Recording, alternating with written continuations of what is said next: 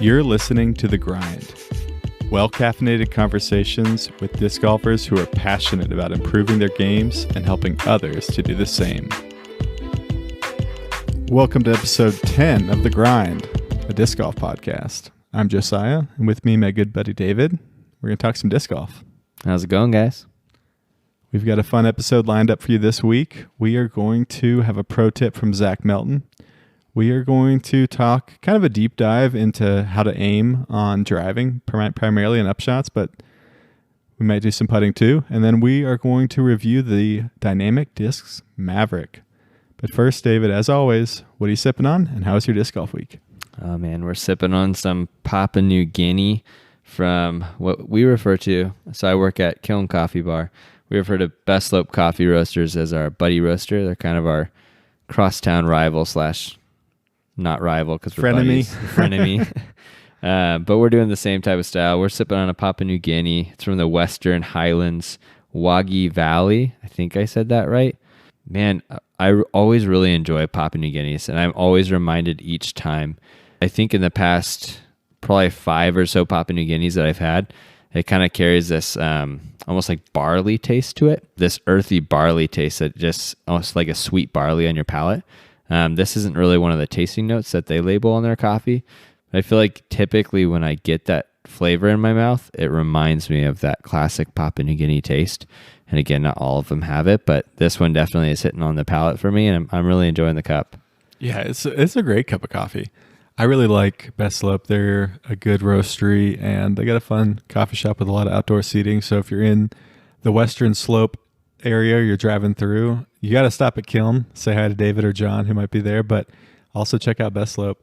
I'm enjoying the cup for sure. I feel like I also get those earthy tones with a little bit of sweetness.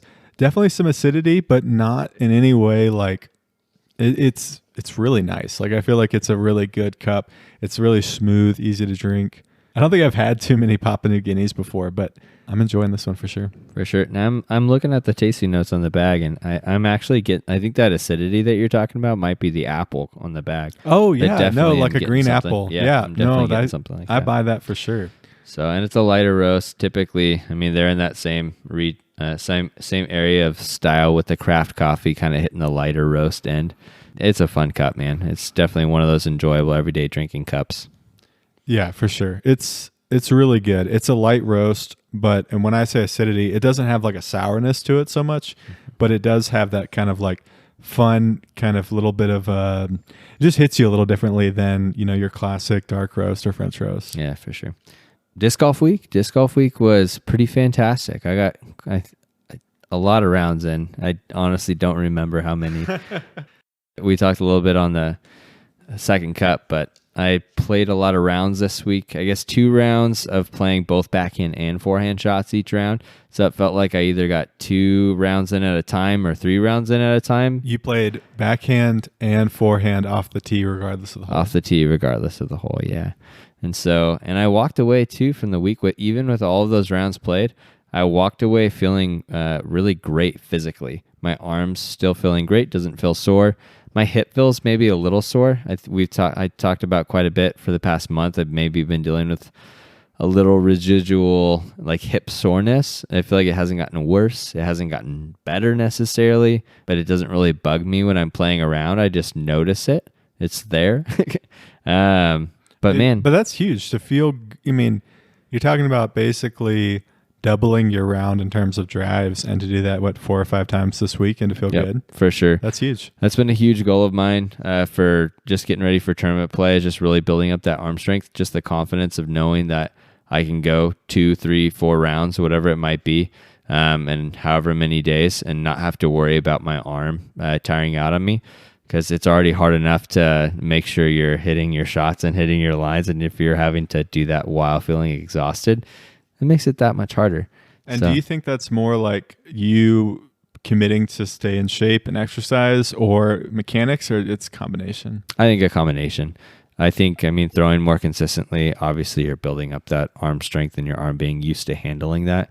But also I haven't been as good lately I think during tournament season, I'm not going to be as intentional with my workout routine or whatever it might be, because I don't want to feel sore, I guess, from working out, even though my workout routine's really not that big of a workout routine.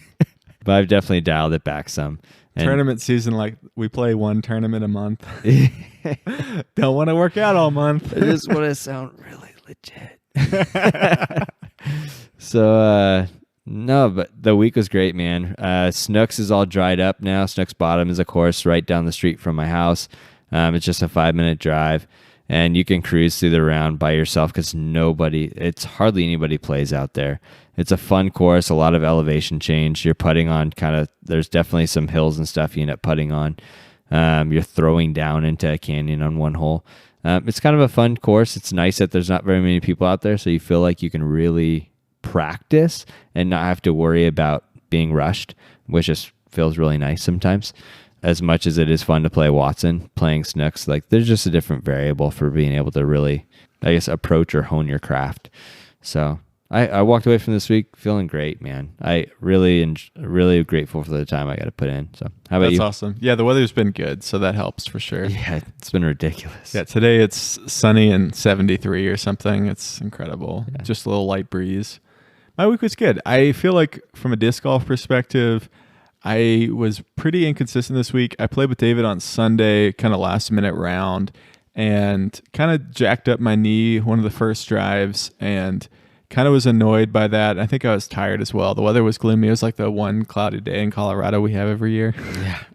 But David was kept on asking me questions like, "Hey, what's going on? You tired? Everything's okay?" I was like, "Everything's fine, David." Watch me miss a 15-foot putt. Watch me throw a drive into the ground. But it was kind of a crappy round in terms of my play, and I probably wasn't the most fun card mate, so my bad. And I've kind of carried that through in terms of not playing that great this week. I don't know. I was joking with David earlier, but I don't know if it's just me basking in the glow of my tournament win, and now I have nothing to motivate me. But I think it's more just have some things to clean up. But I got to play a few holes today. We had the kids out, and the weather's just so good. And I didn't play that great, but I had a few good shots, and I feel like that's been the case for the last 3 rounds I've played. I've played 3 rounds this week, 1 at Snooks, 2 at Watson. I like Snooks as well. I feel like it's hard for me, and we'll get into it when we talk aiming. It's hard for me because some of the holes are so open or have so few. There's not much landscape there. There are some trees and bushes and obstacles, but I think I have a harder time playing there because my game is a lot about, I don't know, I just feel like I naturally have an easier time aiming when I'm in the woods or have some more trees or harder shots, which is kind of funny. But I want to get better at playing Snooks in those courses. It's funny because I don't play Snooks nearly as often, but I feel like probably my best is 9 down at Snooks. Mm-hmm. And I feel like it's an overall, if it's in the shorter position, it's a much easier course than Watson. Oh yeah, it is definitely much easier. I realized though there's one less hole. And I was wondering in my head. Yeah, 18 versus 19. Because I think 13's my best score at Watson. Yeah. Is it 13? 13, yep. 13. Yours is 14. Yep. I remember that one for sure. 12 is my best score at Snooks. And I kind of equated in my head. I was like, okay, that's about the same as what I'd be scoring at Watson. But I feel like Snooks, though, with putting can be more difficult sometimes because fair. You can get punished on some holes with rollaways. And I do think that there is more wind, or the wind is... When the wind is strong, you're not really protected. So I think putting a lot of times can be hard there as well. That's definitely true. For sure. I haven't thought about that, but you definitely can get punished. Yeah, but overall, good week. Nothing too exciting. I'm just now kind of getting back into the rhythm of my normal disc golf routine. I took it pretty easy after the tournament, and then I've just been kind of busy. So I'm excited about trying to get back into feeling good about my game and excited about the tournament in about a week. Yeah, man. Super pumped about Delta. Delta's, I think it's my favorite course, especially as far as tournaments go. I don't know. I think it's my favorite local course by a decent margin. Yeah. I love Watson for the convenience, and I feel like it's just our course. It's just what we kind of judge everything by and what we talk about the most. I think that Palisade is the nicest course we have, and Snooks is nice because it's another option and it's a lot of times a lot less busy. But I really like Delta / Confluence / kind of Sense Edge, It's whatever you want to call it. It's wild to me because Watson is always swarming with people when it's nice outside. It's just hard to get around and fast. Delta can be incredible outside, and you could play around and maybe see one or two people. Yeah, I think we've only gotten held up like once the entire time we've been down there all the time. Yeah. Yeah, it's a great course. Nice mix of holes, a little bit of water, some tight wooded holes, some more open shots, some kind of tight or like pretty tough par fours. I think it's just a great tournament course because it forces you to play a lot of skills or show a lot of skills. And it has, some options. Like it's a tight hole, but there's a forehand line or a backhand line you get to pick, or there's, that sort of thing. Yeah, and it forces you to play smart because if you get punished by the trees early, you're not trying to do anything wild and crazy. You're just trying to bite off as much as you can to get to the basket for that next shot. But I think it's also super fair. Like all the holes have a reasonable fairway, and if you hit your line, you're gonna give yourself a putt like 9 times out of 10. It's rare you're gonna get like a late weird kick. It's like, no, hit the initial gap, miss the obstacle by the basket. Maybe there's a few. There's a few that are a little tougher than that, but honestly, it's a super fair course. I really like it. For sure. So when you're visiting and you've stopped by Kiln and Best Slope and played Watson, drive the 50 minutes or 45 minutes out and play Delta. Oh, for sure. Do not miss Delta. Anyway, you want to get into the pro tip? Let's do it, man. So Zach Melton, I think everybody knows who Zach is. He is a Dynamic Discs sponsored pro and just a really fun personality on the tour. I asked him, what's one thing you wish you knew when you were first building your game? And he said, you don't have to throw max weight discs. Try easy to learn discs and try them in all kinds of weights. And I think this is just such a good tip that I think you may hear from other people occasionally, but I think the average beginner doesn't know this. Like you didn't know this. Yeah, absolutely. I mean, I was just picking up any disc that I thought like, oh, maybe I'll try this out. Maybe I'll try this out.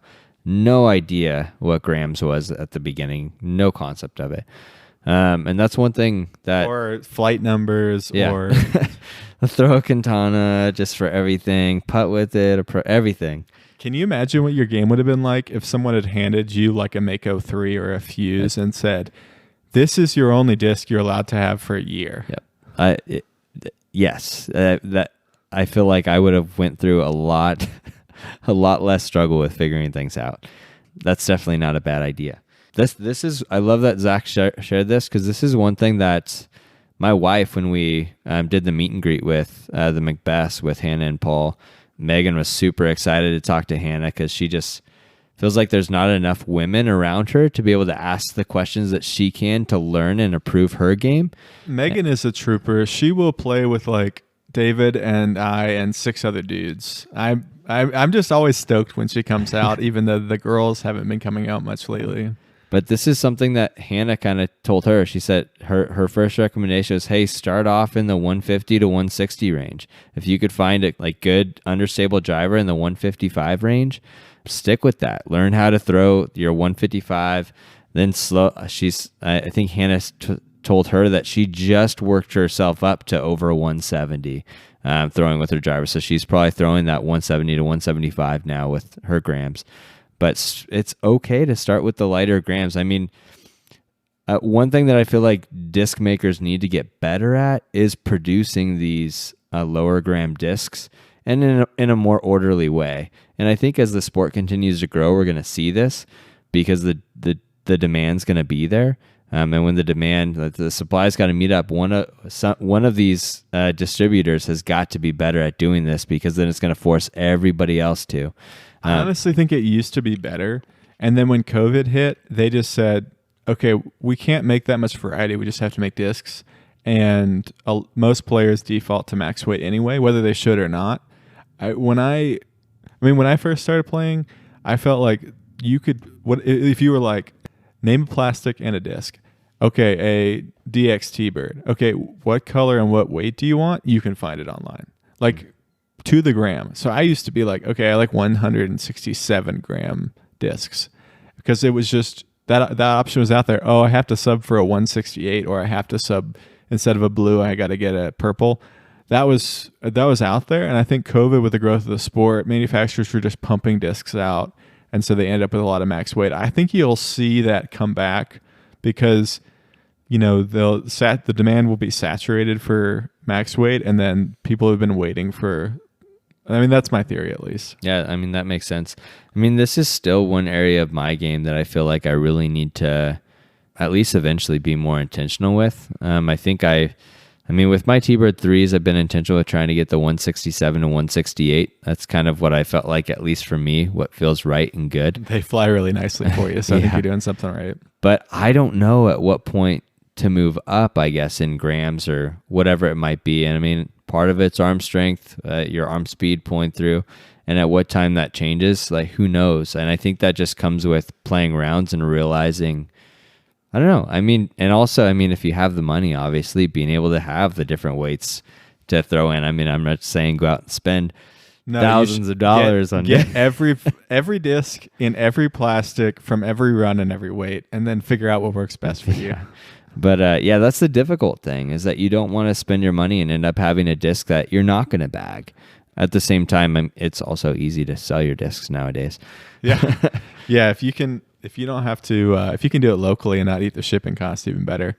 I think that for me personally, it's hard to deal with all of the variables and all the variety in disc golf, and I can't imagine for someone just getting in the sport when you're like, oh, there's 20 manufacturers or 20 brands making discs, and they each have 20 molds, and then there's 5 plastics for each of those, and then different weights. How do you even begin to narrow that down? I mean, one of the things we're trying to do with these reviews in the podcast is to narrow that down for you. At least you'd say, hey, Josiah and David, I throw like 500 feet further than them, but I at least know this plastic's a little bit less stable than that plastic, or I throw a little shorter or less than them, or I throw a different elevation.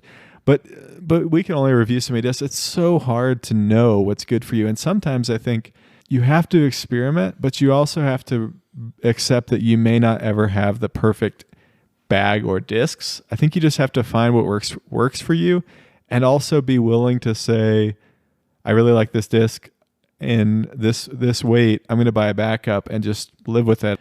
But getting back to the weight thing in general, I think it's important to open yourself up to lighter discs, even if you can throw far, even if you have power. I think that the wind is the main reason you get a heavier disc, and maybe some momentum. But I don't know. I kind of like that high 160s, low 170s range for drivers especially. Yeah, for sure. I think when I'm getting into my more overstable drivers, I'm looking a little bit more towards that 171, 172. I mean, it's so easy to want to, because also too, the hard thing is that all the really nice, pretty Tour Series discs always end up being in that 175 range, which is really hard because, I mean, I want to throw the pretty disc, and I would love to have those discs in a little bit lighter weight. And so I do end up with a lot of discs in my bag that are 175. Maybe I shouldn't be having discs that are higher gram in my bag. No, I think it's fine. I think it's really a matter of what's the intended use for the disc. Mm-hmm. So to me, a disc that's a control disc for you, if you have the arm strength to throw, or the arm speed to throw the disc, like let's say you can throw a 9-speed disc well. That's kind of the top of your arm speed. Maybe you'll occasionally throw a 10 or 11 speed, 12 speed disc. But in terms of control, like for me, I feel like 7-speed is where like I feel a ton of control, and then I get faster than that. I usually feel like, I don't have as much control. But let's say it's a 9-speed for you. If it's a disc that's meant for control, meant for wind play, I'd say go max weight.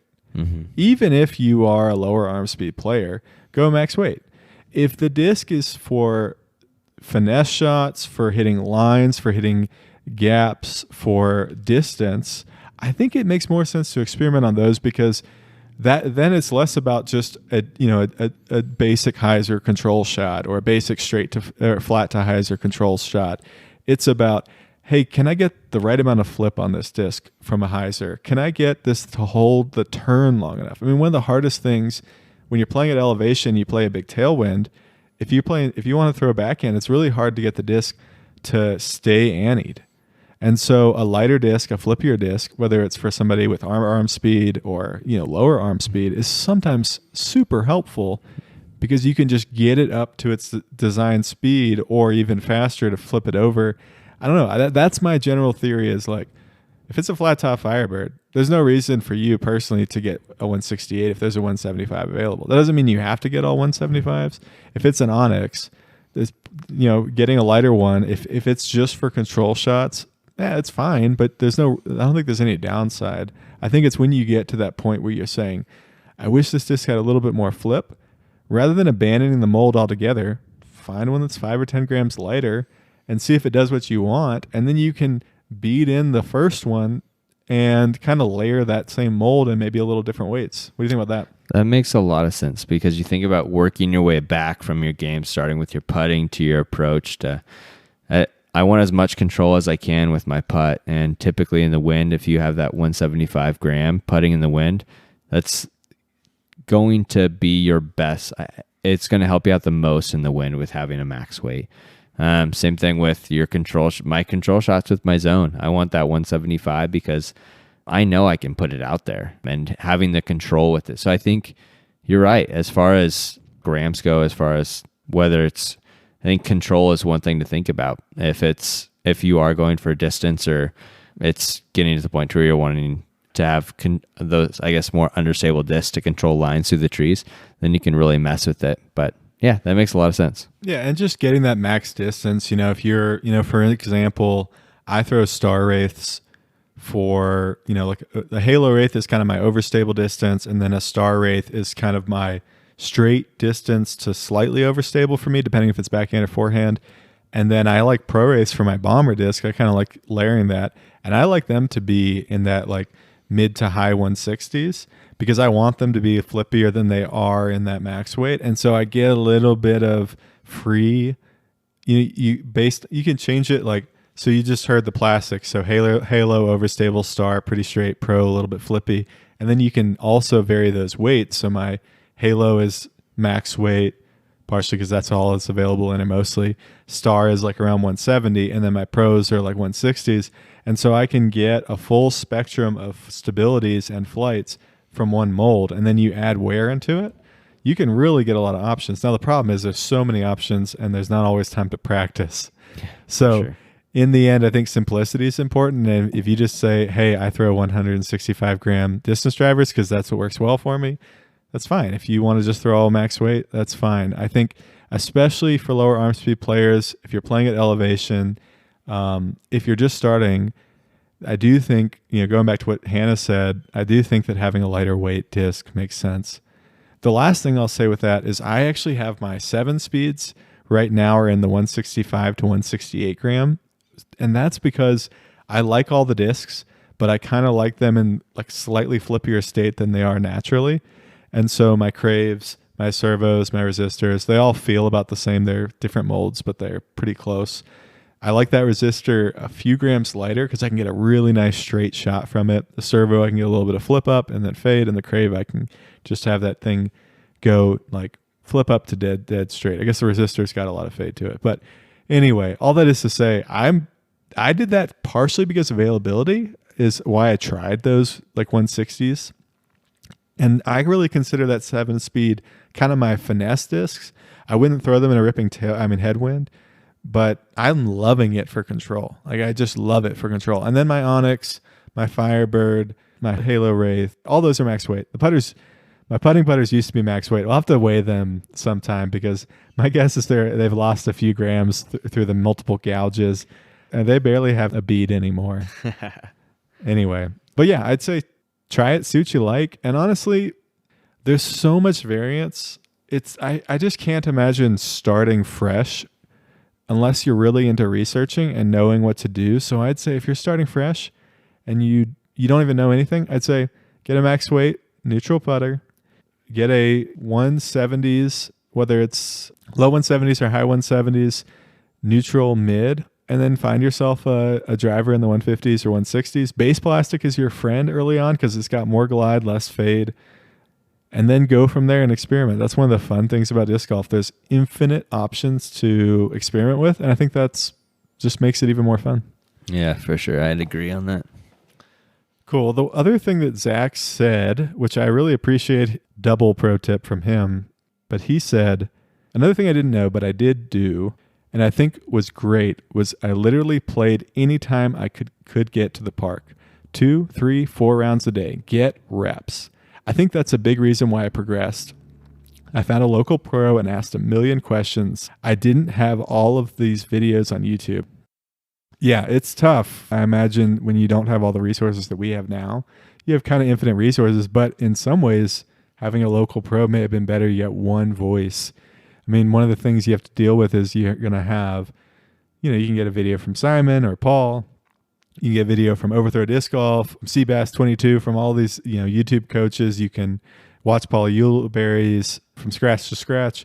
You're going to get a million different opinions. And so maybe it's some advantage for Zach to have the pro. But what do you think about playing a lot, getting a lot of rounds in? And then the second thing I want to ask you is, how do you do that if you don't have a lot of time? Yeah, for sure. And I think that's the difference between you and I. I end up having a little bit more time typically throughout the week.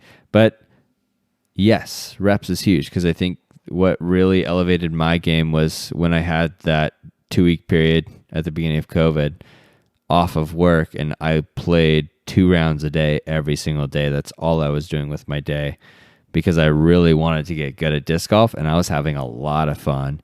And I think you got kind of good.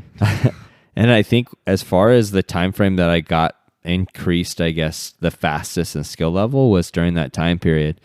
And I still think I have weeks that I get out and play a lot, but I think when I'm playing a lot, that's when I'm really honing my craft. I talked earlier about this week feeling like I'm playing multiple rounds because I'm throwing backhand and forehand on each hole off the tee pad.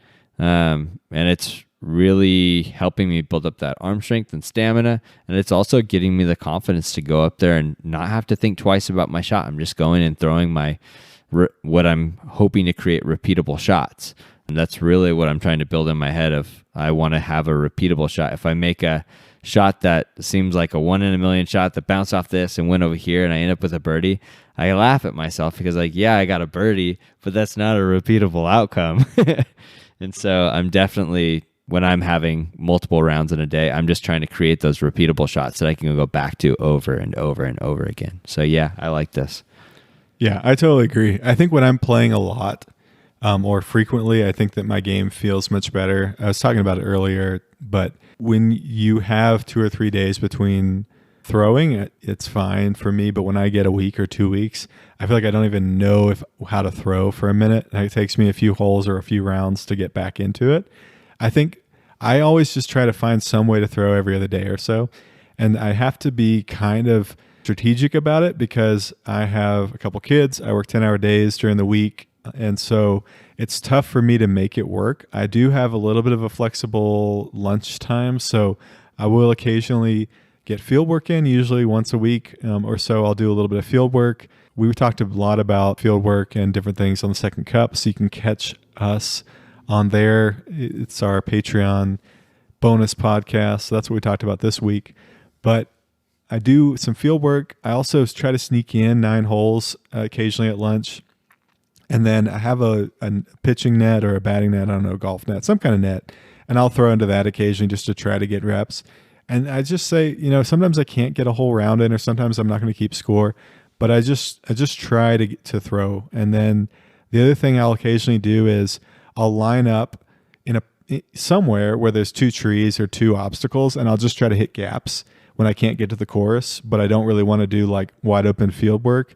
And I think that's been helpful for me. But in general, I think playing a lot of rounds close together is going to change your game dramatically. And I think this is true in life. When we have compressed learning, I think a lot of times we don't lose. I think anytime you have a class like once a week in college, or, if you have block schedule or whatever in high school or middle school, I think a lot of times that extra day off, you forget a little bit that you learned. And I do think that, when I was building my game, it was a summer in college. Nobody was there. It was just me. I had like 1 class a day, and then I was just playing disc golf, and I was putting, playing around, and doing field work every day. And you just see your game change so much so quickly.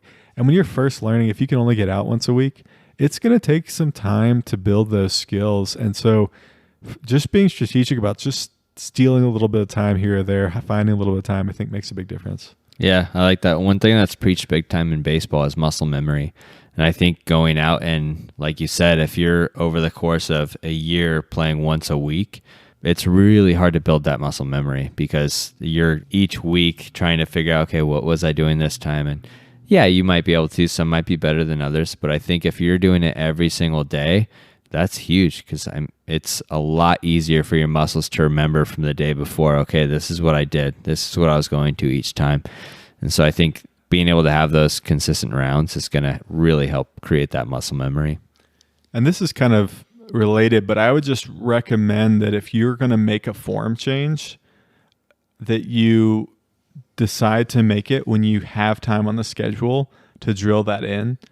Whether it's a driving form or even a putting change. It's just, I think that trying to build new routines or mechanics, I feel like you have to be able to drill that in and give yourself time to do that. And maybe it's worth not making a change until you can have that block of time to really work on it, hopefully without injuring yourself. So don't change my mechanics the day before a tournament? Yeah, well, I mean, if we're in the same division, yes. But right now, no.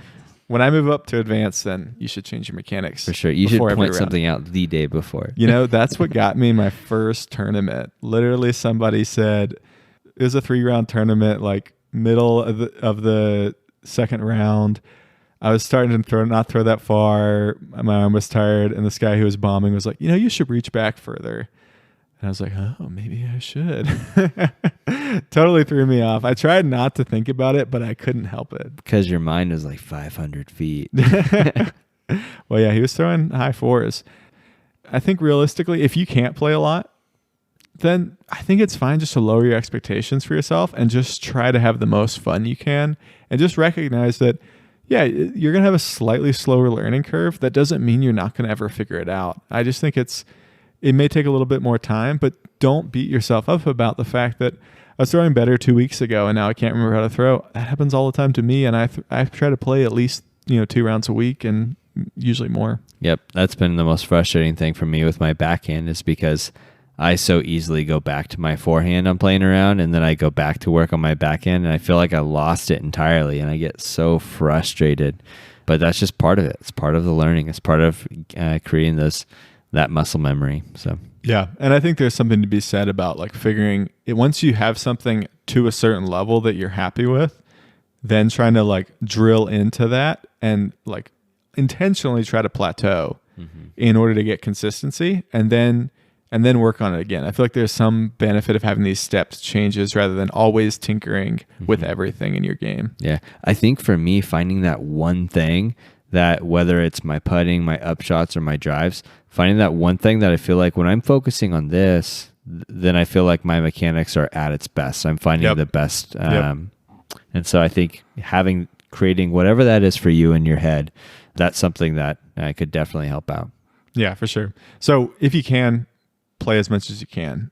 As long as you're having fun and you're not abandoning your family or your responsibilities, play as much as you can. And I think if you do that, you're going to see some big growth for sure. Well, the other thing I was going to talk to you about, David, was we talked a bit about aiming when we talked about pre-shot routines in episode 2 of the podcast. But you said something to me when we were preparing for the Palisade tournament. There's a hole with a double mando, 2 big trees, some low logs underneath it. We had 3 different positions, but you have to hit that double mando in all of them.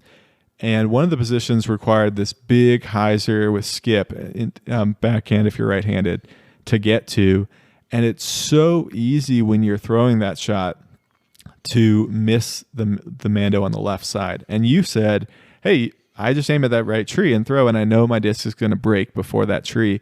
And this actually kind of messed with me because I have, read and listened to some, people talking golf, and they often say, like, in aiming, don't aim for a bunker or don't aim for something that if you actually hit your line or hit your shot, you'll end up in a bad spot. Like, don't do that to your brain.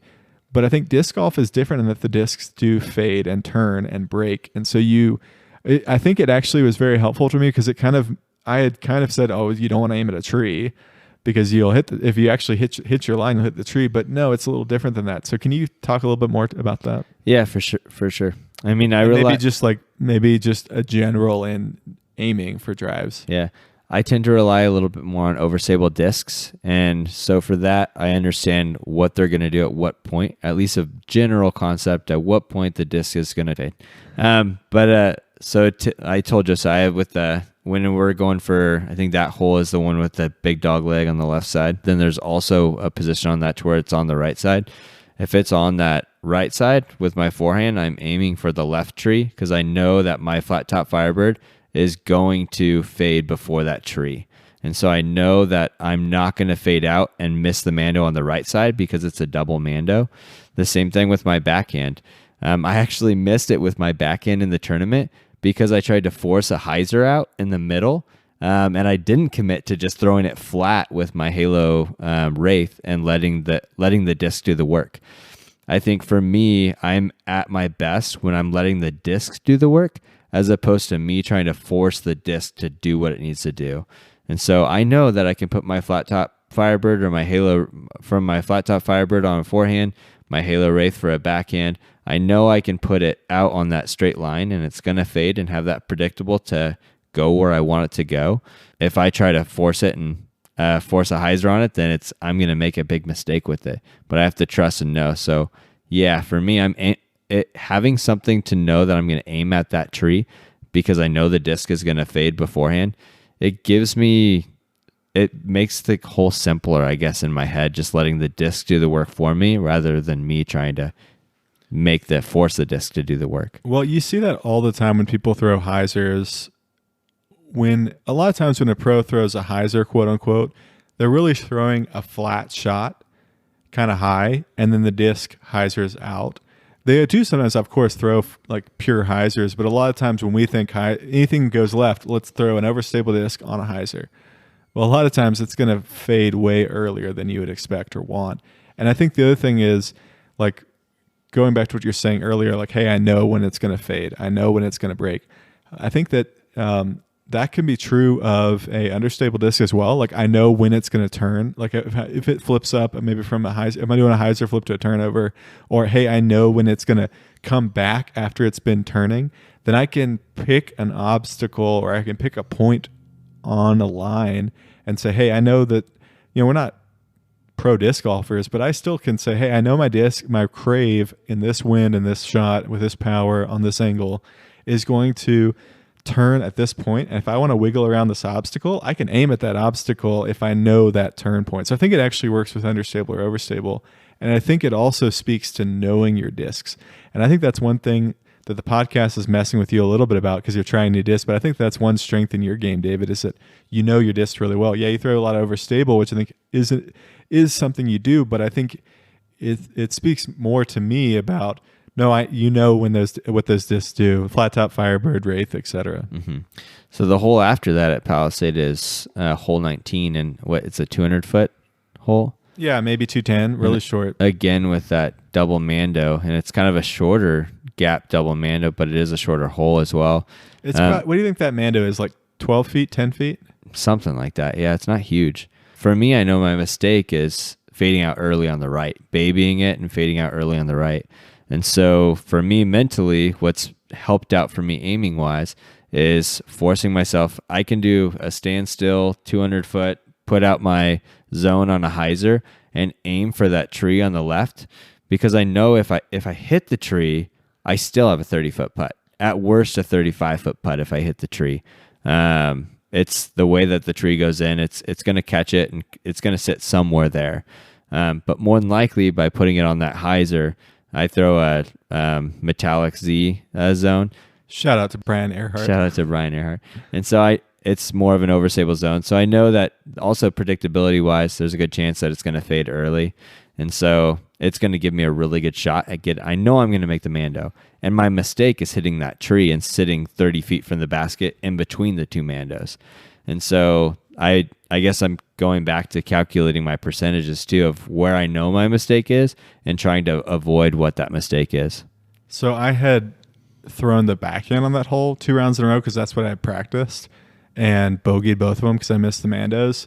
And the third round, I actually threw an A3 straight at that tree. It was like dead straight forehand, nailed the tree exactly where I was aiming. But once again, like the percentages worked. I gave myself a putt. I missed my putt. It was a lot of headwind.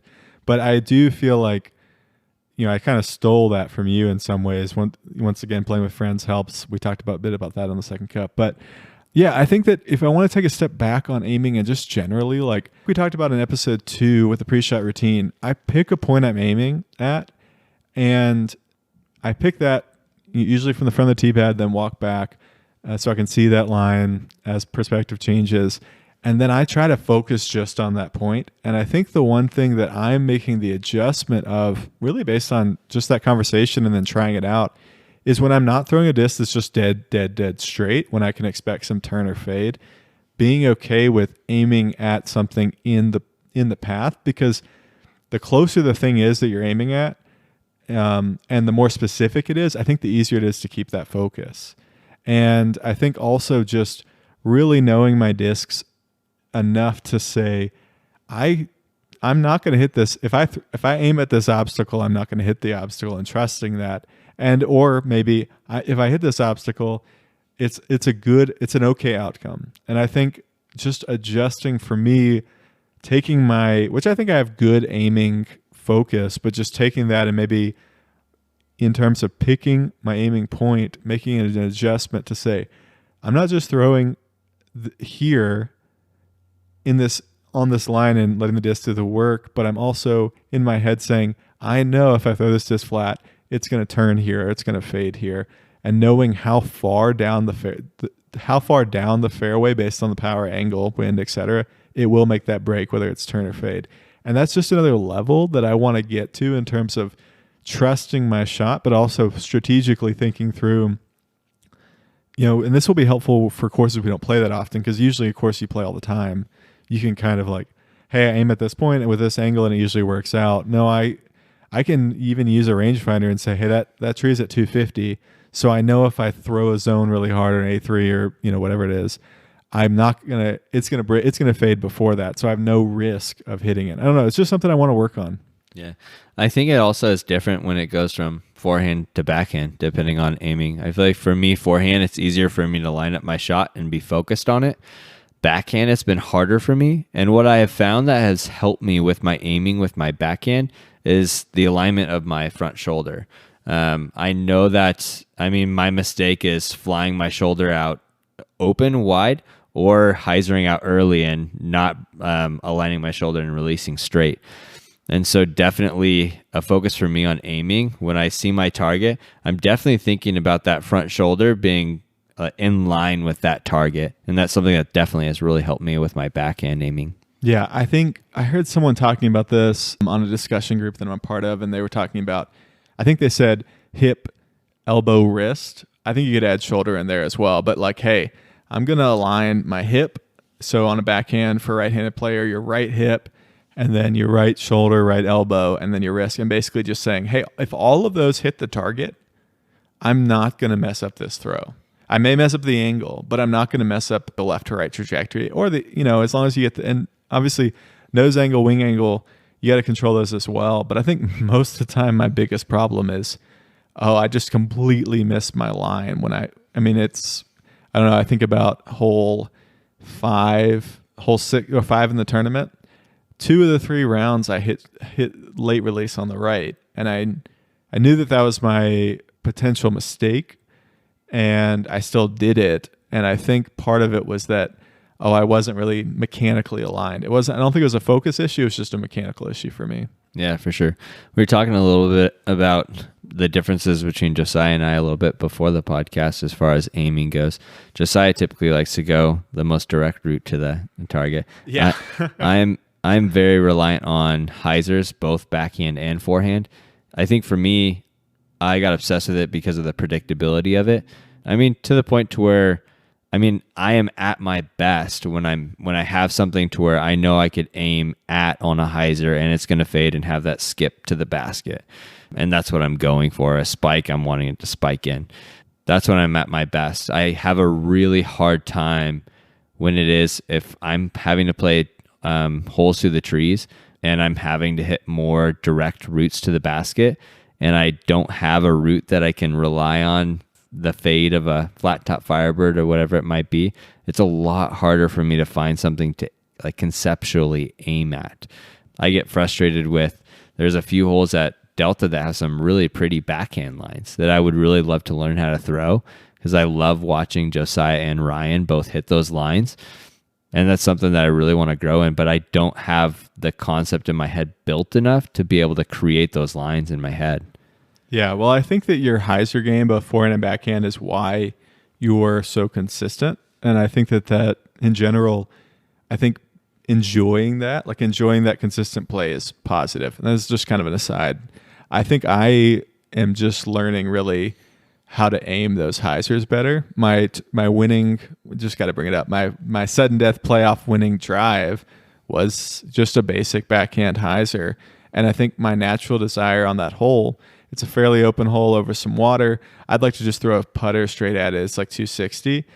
And there was some headwinds. There was good reason not to. But I knew that the hyzer was the more, it was the more reliable shot. It was the highest percentage shot. So I took it.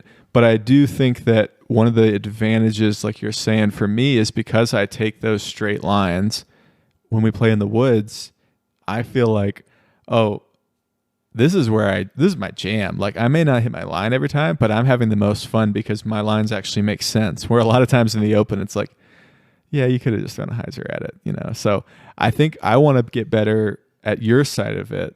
I want to get better at both throwing and enjoying the basic hyzers. And I think it's kind of fun because we do have both. For a while, at least, you're getting good at the backhand, but for a while, you're a forehand guy, I'm a backhand guy. You're a really consistent push putter, I'm a spin putter. You're a hyzer player, I'm a straight or hyzer flip player. So I think it is fun. We have such complementary games, but so we can learn some things from each other. Yeah, for sure. Yeah, it kind of goes to show the difference on that hole. Like, I'm always throwing spike hyzer, forehand spike hyzer to the basket, because there's on that left side of the basket, there's the reeds and then there's a bush there. I'm just aiming at that bush to throw it 6-8 feet above that bush, and I know if I get it above that bush, I know it's going to finish every time right at the basket. So I'm aiming at something that doesn't make any sense, but I know what the disc is going to do, so it makes complete sense to me. And I just like throwing slower discs. I think that's a lot of it. Is I really like throwing putters and mids, slower fairway drivers. So I think part of it for me is just preference. And I know, I know what the distances are really well, but I do think I'm slowly coming around to throwing more hyzers because it's just, I don't know, it's just so predictable. Anyway, we probably talked about aiming a lot. We'll probably talk about it more because I think it is something that's hard to really grasp. And I think there's so much to learn about it. And I think it's important to kind of take it in stages in terms of your consistency with the shot. Maybe initially you just want to throw it at an object kind of to your right if you're throwing a hyzer and just figure it out. And then maybe you're going to say, hey, I know it'll break here. I know it'll turn here. I feel like there's a lot of layers to it. And I think it can develop as your game develop in terms of how complicated you make that shot or how simple you make that shot. You ready to get into a disc review? Let's do it. All right. This week we have the Dynamic Discs Maverick. It's a 7-speed, 4-glide, negative 1.5 turn, and 2-fade fairway driver.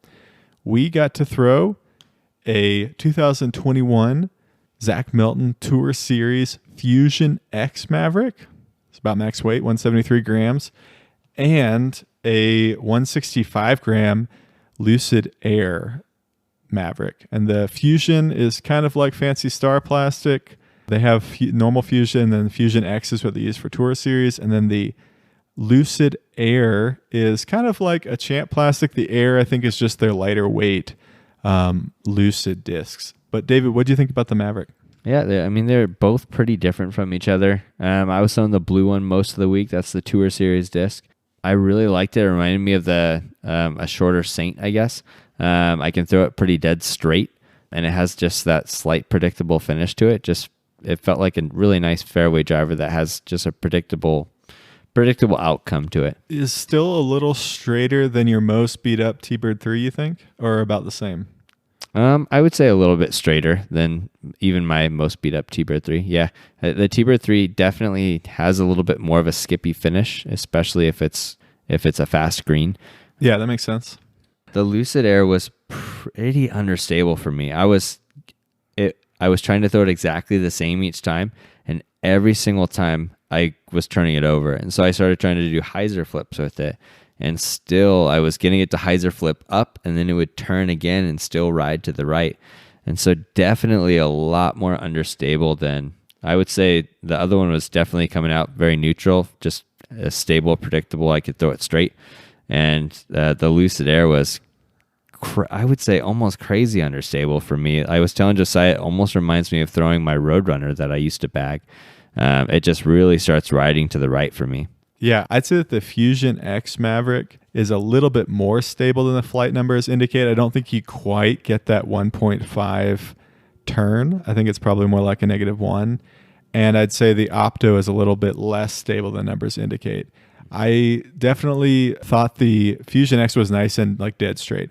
I expected it to be more flippy out of the box, so I hadn't really looked at the flight numbers, but I kind of imagined a Leopard, and I thought it was nice and straight, very neutral, and then it just kind of died at the end. It didn't really have a big fade, not a lot of turn. It was just like a straight, very predictable disc without being overstable. I think neutral is a good term for it. Not really much flip up, not much fade, really dead straight disc. And then I agree with the Lucid Air. It was definitely flippy. I like to throw less stable discs often, so I didn't find it uncontrollable, but it did keep turning a lot of times when I expected it to kind of finish turning and go straight for a bit before fading. I threw a lot of hyzer flips with it that I was pretty surprised with how long it flipped for.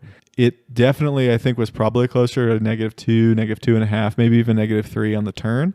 Once again, we have 165 gram Lucid Air, so that probably is part of it. We were talking about disc weights before, and this just illustrates how different of a disc you can get within the same mold when you have, more stable plastic, maybe a little less stable plastic, and then a difference in weights. Yeah, I think if I didn't know that these both were Mavericks, I would have thought I was throwing two different discs. It was that different for me. And I think part of it was me trying again to, I kept thinking that, okay, I know what the Maverick's going to do because I threw this all week. And then I'm throwing this version of the Maverick, and man, expecting it to do that. Sorry. I'll try that again. And so I started throwing the Lucid Air Maverick, and expecting it to do what the Tour Series Maverick was doing. And every single time my brain was getting tricked, and it was just frustrating for me that I couldn't get it to do what I wanted it to do. Well, I think that, it's kind of funny because you didn't have as much time with the Lucid Air. We switched kind of today, and then David got a chance to do some field work. I feel like that's the one hard thing when you have in your mind what a disc should do and it does something different, whether it's more stable or less stable. I think that can sometimes color your interpretation of the disc. I had a friend or a card mate tell me during a recent tournament that the Maverick for him always flipped up. So actually when I threw the Fusion X for the first time, because we got that one first, I was like, I'm not getting a lot of flip on this disc. It's just going dead straight for me. And then the Lucid Air, I got a lot more flip. So I do like the feel of them. I think they both have a true 7-speed rim. The Lucid Air is a little flatter, so I actually like that one a little bit better. The Fusion's got a mild dome to it. The Lucid Air is pretty flat, and I do like the feel of it. It's a comfortable rim. Really a good. I think the Lucid Air would be a great beginner driver. This one at 165 would be awesome for somebody who's just learning to throw, has got lower arm speed, or wants to learn how to do hyzer flips, because it does have that really consistent flip even at a lower arm speed or a lower power. Yeah, I'd absolutely agree with you. I feel like this is reminding me of one of the discs my wife is starting to learn her backhand on. She's always relied on ripping over on a T-Bird or T-Bird 3 to get a flex route, and you're like, the T-Bird 3 works well for me. I should give you one. So she's really trying to work on having that clean snap forward with some more understable discs. And so I think, the Lucid Air, I think, would be one that I think is similar to what she's been working on, that's really helping her out with understanding her release point. So yeah, I agree.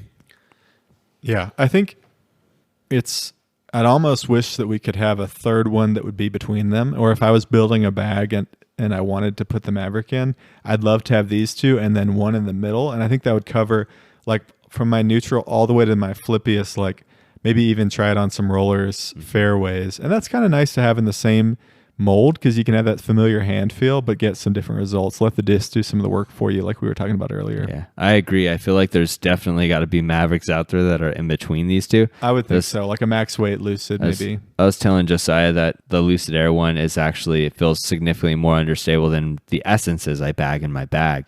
And in theory, the Essences I would have expected to be slightly more understable than the Maverick based off its numbers. And so, yeah, I think that's just, once again, you can get a lot of variety when you change up plastics and weights.